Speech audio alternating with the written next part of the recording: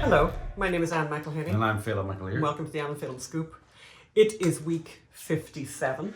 That's 1 year and 1 month and 1 week since the 2 weeks to flatten the curve lockdown. So 1 year and 5 weeks. 1 year and... Yes, that's another way to do it, but I actually kind of like the way I did it there. That's, yeah, all right. 1 year, 1 month, 1 week since the 2 week flatten the curve lockdown. Since And the we've government been- told us Yes, we would have just 2 weeks and everything would be open. there you go.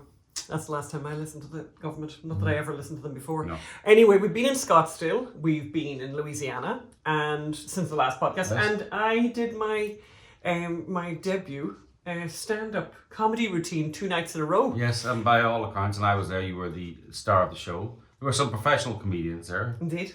But, I'm ready to take this on the road, by the way. Yeah. But people definitely said that you were the best. It was organised by the American Freedom Alliance, and they have just released a little video, a little clip of it, not with you, but with Katie Hopkins, who was sort of the star turn. So let's play a few seconds of that so people can get a kind of taster for that. So there's difference between you and us, but the main difference between you and us is that you have freedom hardwired into your souls. You have something we don't have. If I cut you open, something in there, it's your constitution, it's your founding fathers, it's your First and Second Amendments, it's in you, it's hardwired into your sinews. When British people were compliantly being locked down and told to clap at the sky in support of our socialised healthcare service, and they did. My neighbours disgust me for doing that. There is something rebellious about Americans, and when you gather in states where you are free, you are still free. Florida, Texas, all of these places, South Dakota, opening up. Even here, look at you all. You are different to us in a way that really, really matters. And I so respect that about you. Katie's hilarious. She's absolutely hilarious. We definitely need to get her back on the show again. Yes. And the other thing that happened, by the way, that when we were in Scottsdale, I wanted to mention, just a little funny little story, nice little story. So when I was a child, my parents had a B&B in Ireland, and a lovely older couple from America came and had their holidays there.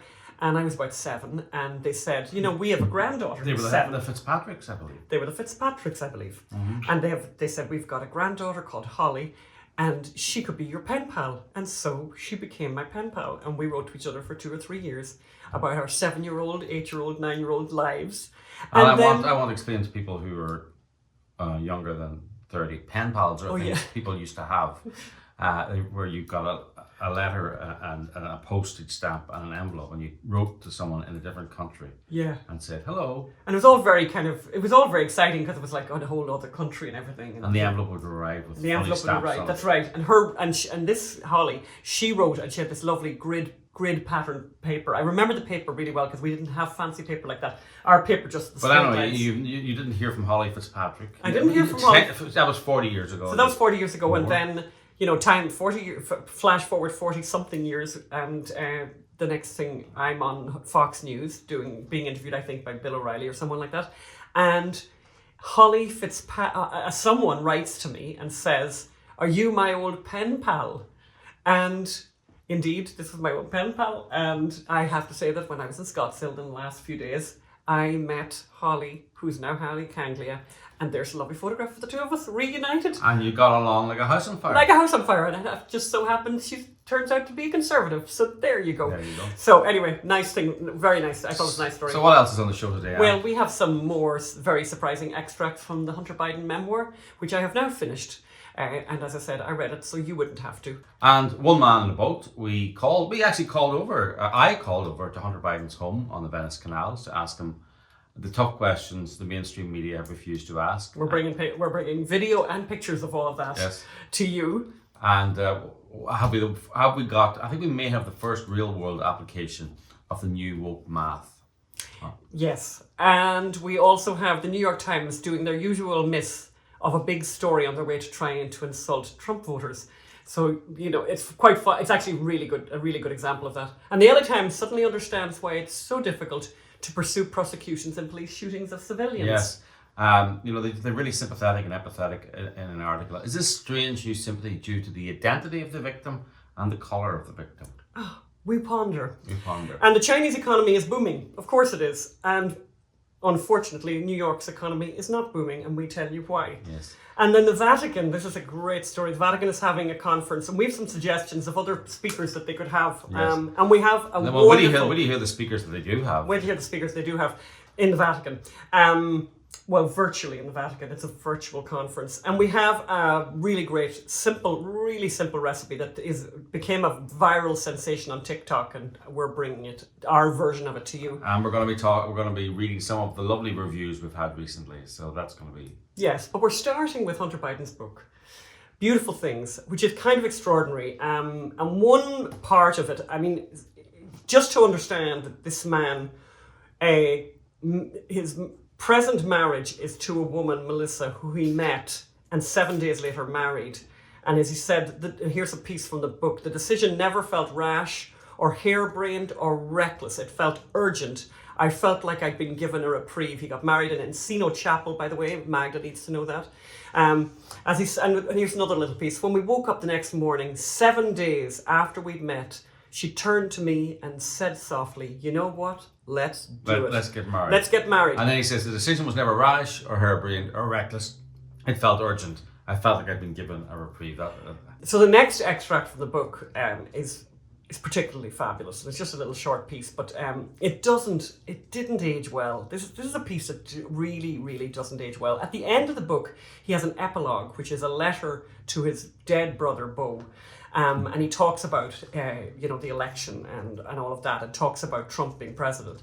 And he says, I never felt the ache of your absence more than the night our family stood on the stage together after Dad gave his victory speech as president-elect. He did it, Beau. He beat back a vile man with a vile mission, and he did it without lowering himself to the unprecedented depths reached by his opposition.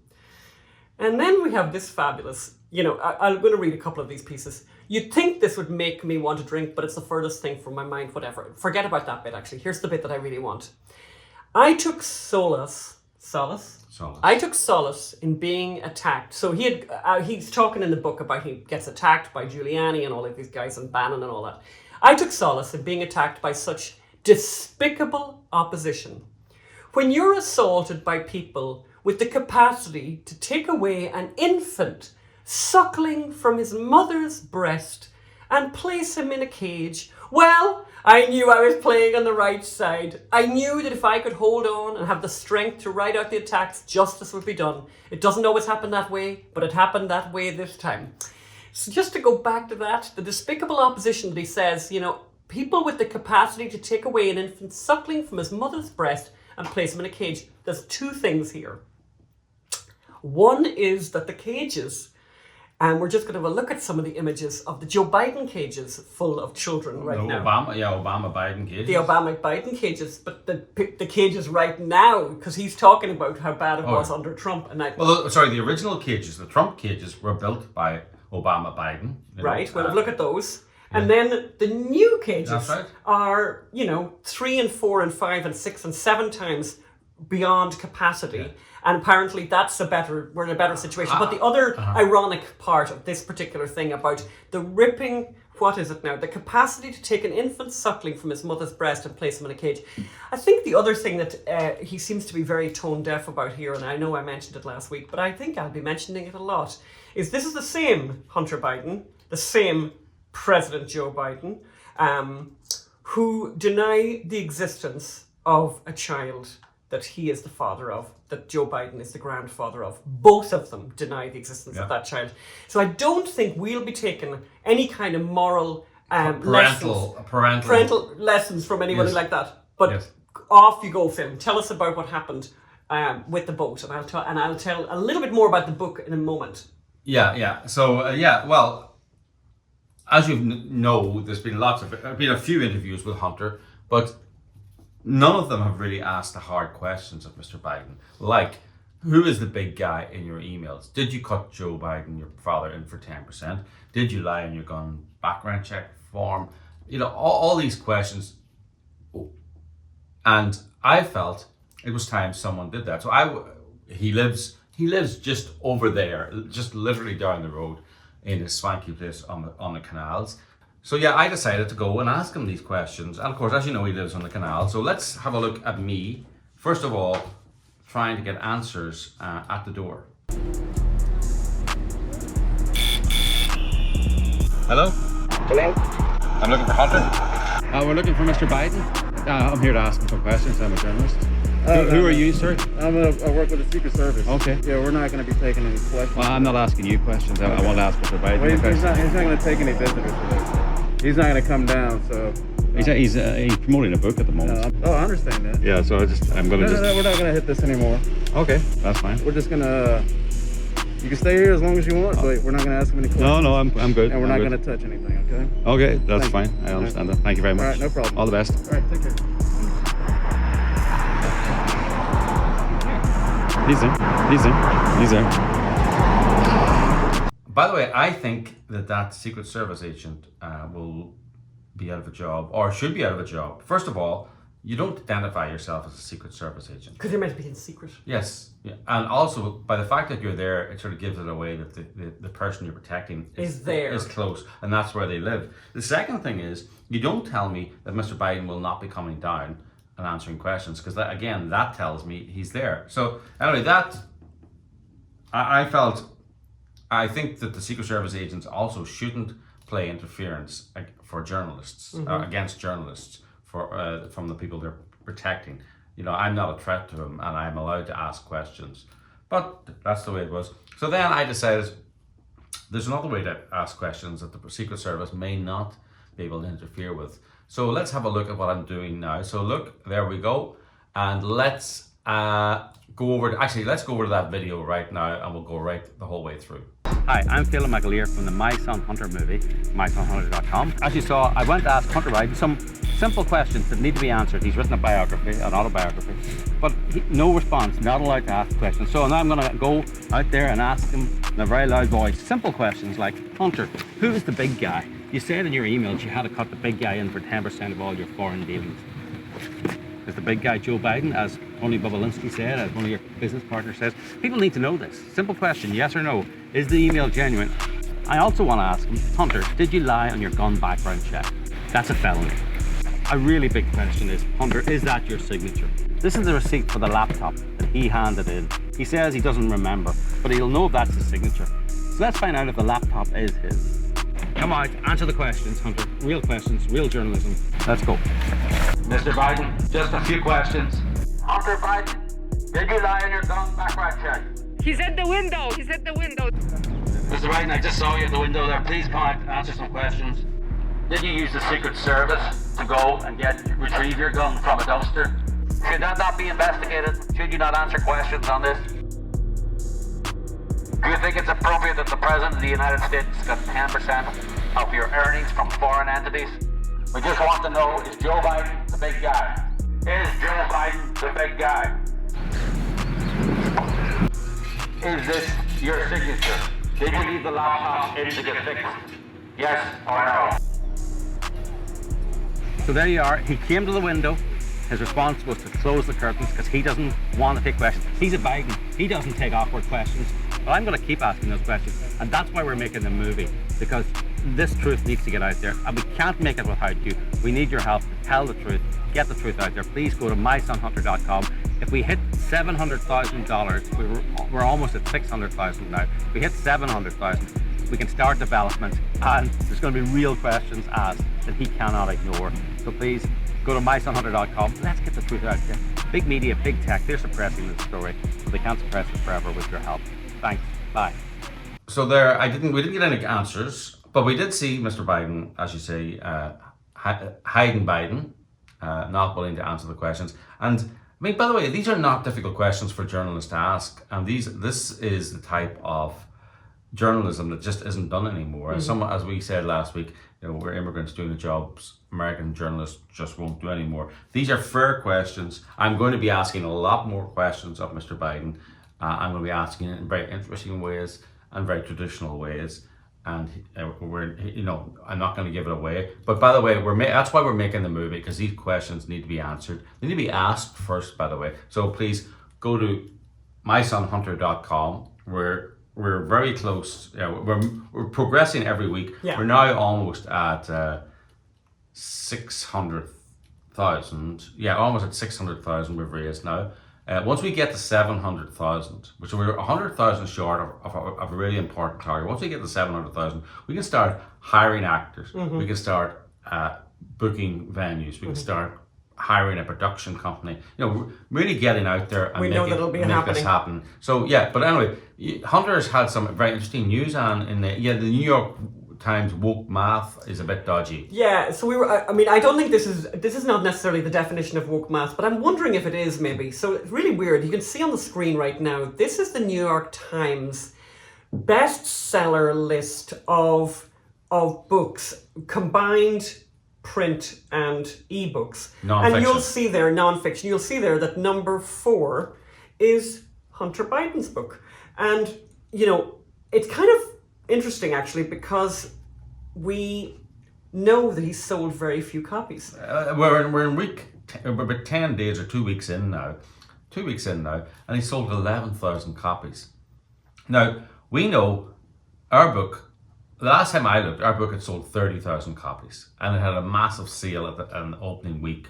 It went to number 3 in Amazon. It was sold out across all platforms. And number 3 in Amazon, by the way, his never went below number 8 in Amazon, and it went there for a little while, and then it went 15, 45, 35. It's at a couple of hundred in Amazon now. It's like it's not selling at all. But and in our first week, the New York Times did not put us in the bestsellers list. Yes.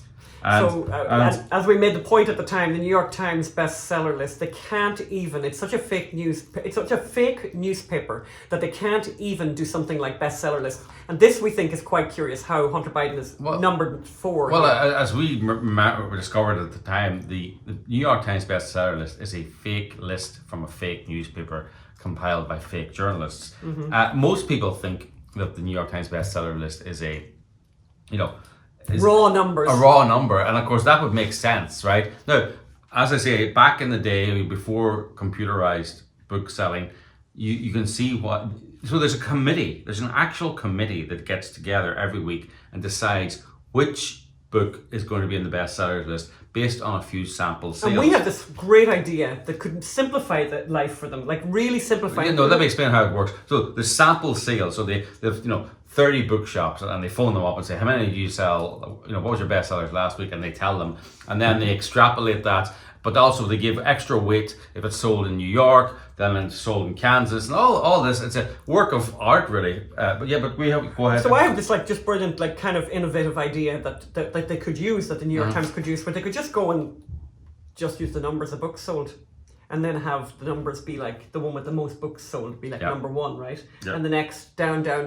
But apparently that doesn't work for the New York Times, because if they did that, it would allow books that they don't like to suddenly do really well. So and the only reason we ended up on the New York Times bestseller list, and we were number 13, was because there was such an outcry the first week after the book came out, when it had done so well and had sold out everywhere, that it was like, and I remember the publisher saying, you're totally going to be in the New York Times bestseller list. And then we kind of all excited to look at the New York Times bestseller list, and we weren't there, and people complained and basically drew attention to the numbers of books we'd sold, and then they had to do it. Yeah, they let us be number 13 for a minute. For 1 week, and then they dropped us. For a hot minute. But anyway, the other thing that I just noticed, and really amazing this, by the way, when you go on Amazon to look at the Hunter Biden book, and if, in my case, by the way, I had bought the Hunter Biden book, and I've read it, obviously, so you don't have to, but it's interesting, and I've never seen this before. I went to leave a review, and you can see right now what came up on the screen.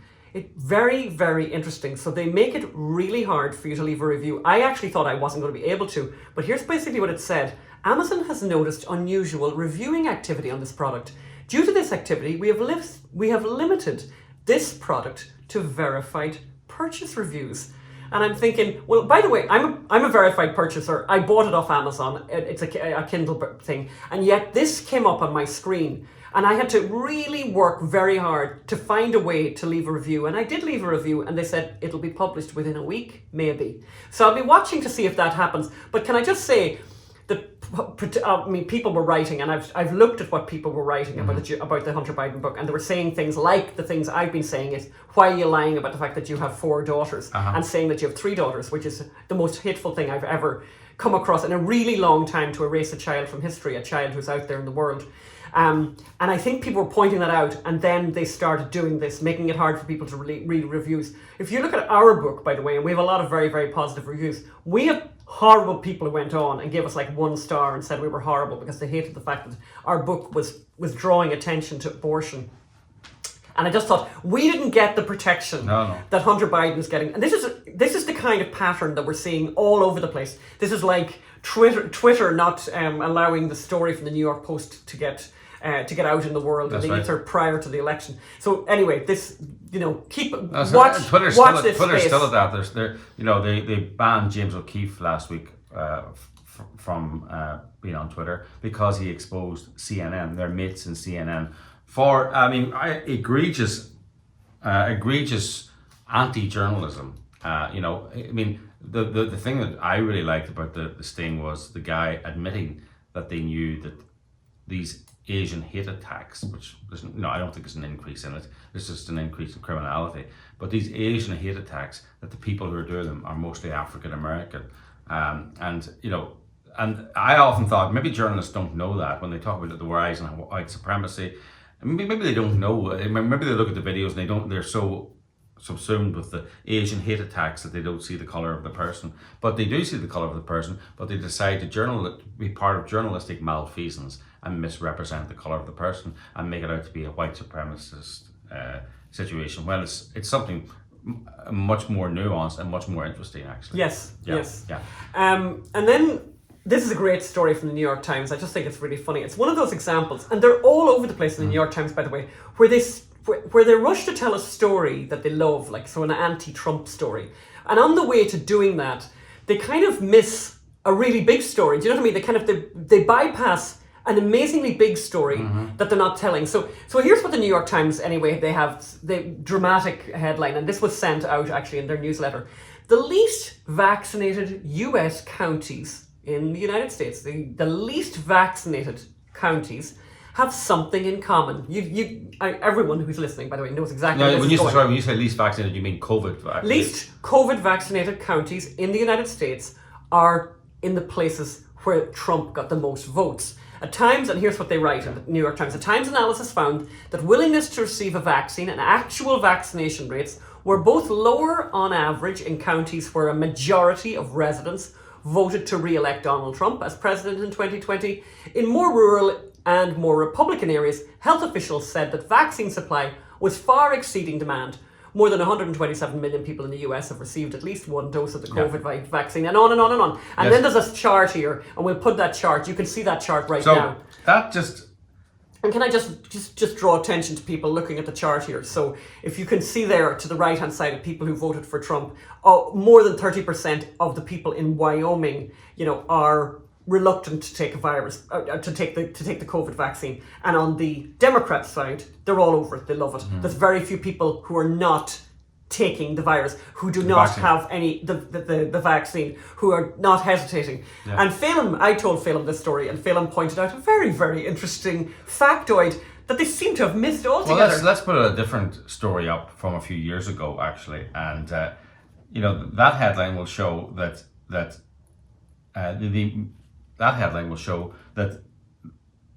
vaccinations have been declining in popularity. Children's vaccinations, right, have been declining, and there's a lot of anti-vaccine sentiment out there. Right. But anti-vaccine sentiment for children is focused almost, not exclusively, but heavily weighed in the most affluent parts of America, the liberal parts. Like here in California. But also northern California, Right. the really liberal parts, and Monterey and all those places are huge anti-vaccination movements. And the children who are going to school not vaccinated, they're always, the majority of them are the children of liberal parents. But those anti-vaxxers seem to have disappeared in this... With COVID, right? So they're all taking the vaccine. That would be the implication from this new graph in the New York Times. So that would lead me to believe that the parents of these children are anti-vaccination for their children, but not anti-vaccination for themselves. In other words, they're perfectly prepared to risk the health of their children in vaccination skepticism, but when it comes to, oh my God, I could die, they're going to take a vaccination. Now, this is not. I'm not. And by the way, it's such an interesting. I'm not taking a position in this. You're just making a point, and I think it's a really good point, and it would make this story actually really interesting if they'd included that, because it's more nuanced. It's like, yes, in this particular time with COVID, with this particular vaccination, which obviously, you know, we all know was created, you know, at warp speed. Fair enough, right? So people, I think, on the conservative side, have a little bit of a problem with that. And some of the vaccines have been withdrawn and suspended. Yes. All that. But that would have been a great story. What happened to the liberal anti-vaccination movement? Yes. But they don't want to go there because maybe it means that the liberal anti-vaxxers are selfish virtue signalers who would use their own child's health to make a point, but they're not prepared to risk their own health. Now, or there's something more deeper in but it. I think the simplicity of this story deserves further scrutiny. Let's put it that way, right? I might give it some further scrutiny. Yes, I think so. Yes, so scrutiny. The LA Times, God help them, they've discovered that, you know what? Actually, it's Associated Press, but it was in the LA Times. It's in the LA Times. Yeah, Eric Tucker and Michael Balsamo, who sounds like a vinegar. He may be from he may well have a connection with the Balsamics. His people, yeah. Yeah. So they ran a story. Federal prosecutors will not charge a police officer who shot and killed a woman as she climbed through the broken part of a door during, as they call it, the insurrection, which was basically... this is the lady from San Diego. I don't even think it went to the levels of a riot. It was a sort of a glorified sit-in. But anyway, authorities have considered for months, I tell you, whether criminal charges were appropriate for the Capitol police officer who shot Ashley Babbitt, 35, an Air Force veteran from San Diego. God help her. Prosecutors said they'd reviewed video of the shooting along with statements and physical evidence. Based on that investigation, officials determined there's insufficient evidence, right? Video clips, this is what they say, video clips posted online depict Babbitt wearing a Stars and Stripes backpack. Why are you including that detail, by the way? Right? And by the way, why haven't you included the video in the report? In the report. If this was a black person shot by a police officer, it would be click here to see the work, but there's no video here. Stepping up and beginning to climb through the waist-high opening made in a door when the gunshot is heard. She falls backward, right? Another video shows unidentified people attempting to lift Babbitt up. If you'd looked at the video, she's trying to crawl through a hole up there. The guy shoots her through, he's yards away. He shoots her through the door. She's on the other side of a door. Yes. It's not like, for example, that recent case of the young kid where the kid has a gun in his hand and has already fired a gun. Mm-hmm. This is a woman trying to climb through a hole in a door and she's shot in the neck on the other side of the door. But anyway, they are very, very empathetic and sympathetic to the Capitol police officer. And this is the final paragraph. The Justice Department does not bring criminal charges in most police shootings, as do not most police departments don't either, in part because of the high burden for prosecution. Criminal charges were not expected in this case because videos of the shooting show Babbitt encroaching into a prohibited space. So it's okay to shoot somebody who's trespassing. Well, shoot them dead, basically. Why was your man Zimmerman then on trial? So I didn't know, by the way, that you. Anyway, yes. Okay, yes. And basing this is the line I like. Basing the prosecution on second guessing the actions of an officer during the violent and chaotic day would have been a challenge. Well, every day for a cop in a city is violent. Is very often violent and chaotic. Yeah. So why aren't you, Mr. Balsamic Vinegar and Eric Tucker? Why aren't you writing that for every contentious police shooting? Yes. Instead of race baiting and encouraging rioting. Not necessarily you guys, but this is what they do. They race bait and they encourage violence, claiming that an officer murdered someone. But when an officer murders a white Trump supporter, then you know, It's just a little chaotic and difficult to work it out. and it is, by the way. And you know, I'm not saying that the officer should be charged with murder, but I'm saying journalists. It's not the standard of the Justice Department that I'm attacking here. It's the standard of journalism. Yes, for not pointing out the contradiction here, the obvious hypocrisy here. The lack of Extraordinary. consistency. So China. Chinaman. Yeah, this headline just struck me as kind of depressing. So, you know, this is in the Wall Street Journal. The Chinese economy grew more than 18% Ooh, in everybody the first... wants kung fu fighting. That's okay, Phil. The Chinese Sorry, I just economy got grew 18% in the first quarter. Those And kicks are fast. And there's loads and loads of information about what's happened in China, but basically China's doing great, thanks very much. And their recovery is magnificent, thanks very much. Of course it's doing great. They, you know, this is what happens when you destroy everyone else's economy and keep yours open. You know, and they destroyed the economy, you know, possibly, and we still don't know where the virus came from. And then they closed the Wuhan province off from the rest of their country, but allowed international flights to go to northern Italy and bring the virus. And we should hear about that all the time, by the way. That should be repeated like ad nauseum. Instead of people talking about Trump not taking the virus very seriously, I think we should really take more seriously the fact that China knowingly allowed people from China, from Wuhan, travel all over the world, except for around China. You know, this is the sort of stuff that should be the headline news, but of course it isn't. But just, you know, in contrast to that,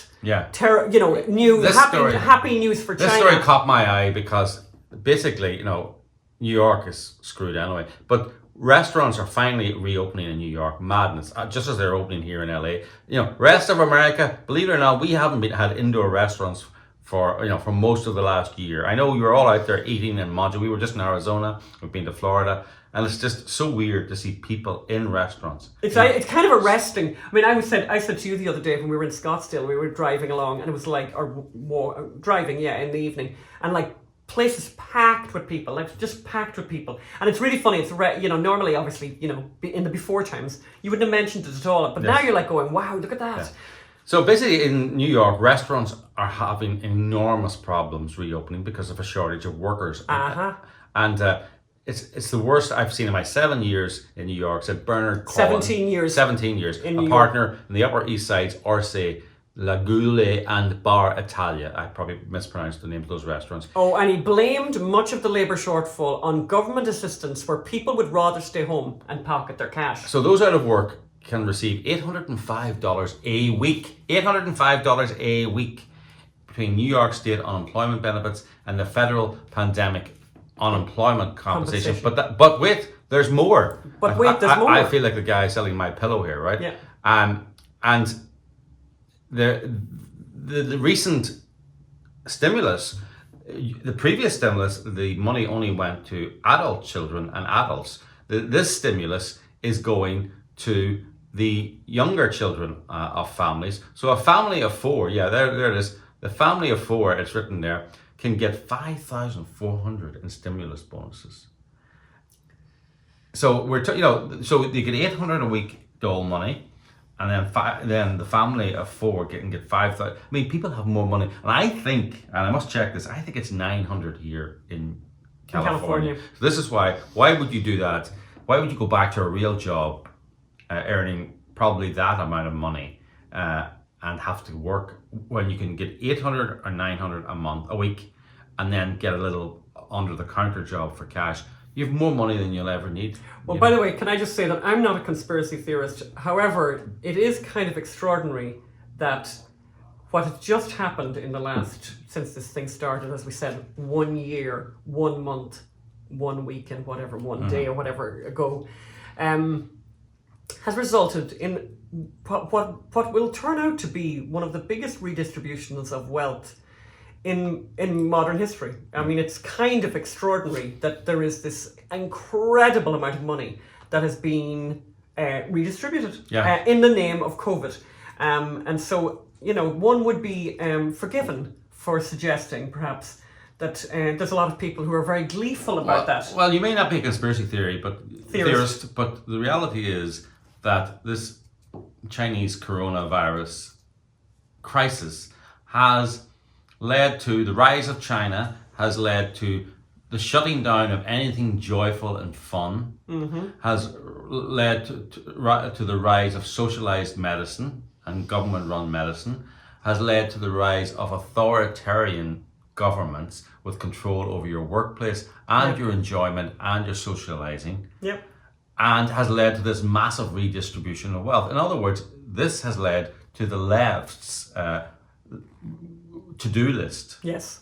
You know, just so happens. Yeah, just so happens. This is what the left wanted to do, and wow, COVID has been the vehicle for it. Yeah, so they're very happy about that. Yeah. And obviously, as we see in so many places around the world as well as here, there's so many governments who are unwilling to call a halt, to say no, and to stop, including Ireland, by the way, which has the longest lockdown in Europe, and the Irish are so happy about that. They're just delighted themselves. Talking of Europe, very, very fun and interesting story from the Vatican. So I'm just going to read this because I think, I think this is from something called Catholic News or Catholic Daily. I can't remember the name of it. Anthony Fauci, Chelsea Clinton and Deepak Chopra are among the featured speakers at a Vatican conference being held in May on the interplay of mind, body and soul in healthcare. Quick question to you, Phelan, before we get to my favourite part of the story. What has that got to do with the Vatican? I'll leave that one with you. The Vatican announced... I thought you were going to ask me how's my interplay of mind, soul and body. I think we know the answer and Magda, I can just say something. Magda, she sneered. Yeah. She sneered. She laughed. There was a spontaneous laugh when I talk about the interplay of my mind, body, and soul. The Vatican announced the conference organised by the Pontifical Council. Maybe I should go to the conference and get my interplay of mind, soul, and body. And maybe Magda will stop laughing. And maybe I'll just have confidence in myself. The Vatican announced the conference organised by the Pontifical Council for Culture and the Cura Foundation, April 15th. I'd like to have hoped that they would be busy doing things that might have something to do with religion. Can I give the full name of the conference and try and... Please. It's called Exploring the Mind, Body and Soul, Magda, and How Innovation and Novel Delivery Systems Improve Public Health. In other words, human health. Oh, sorry, human health. In other words, socialized medicine, probably. But I think what's really wonderful is that not only is Chelsea Clinton going to be speaking, but also Cindy Crawford and Joe Perry of Aerosmith. And I have really just got one... Joe Perry of Aerosmith. From Aerosmith. I just have one question that I think you probably all have as well. And my question is, why is Taylor Swift not speaking? Yeah, we need to hear from her. We need to hear from Taylor Swift. You know what? I'm never happy about climate change or any of those things until I've heard from Taylor Swift. So I think it's very remiss, by the way. What about Greta Thunberg? She should speak. No conference is complete without Greta Thunberg. No, so basically Taylor Swift's not speaking, which is extraordinary. But I also thought it was kind of interesting that they've chosen. I mean, this is possibly everything that's wrong with the Catholic Church. Deepak Chopra, and I just thought I'd go into a little of this. Deepak Chopra says he does not belong to any religion. He's not a Christian or a Buddhist or a Hindu. For that matter, he doesn't believe Christ was a Christian or that Buddha was a Buddhist. These are institutions we created later, he said. Mm-hmm. Chelsea Clinton says it would be un-Christian to oppose abortion. That's who Chelsea Clinton is. Here's something that she said. I find it quite interesting. I find it quite insulting sometimes when people say to my mom and dad, that'd be Bill and Hillary, or me, that they question our faith.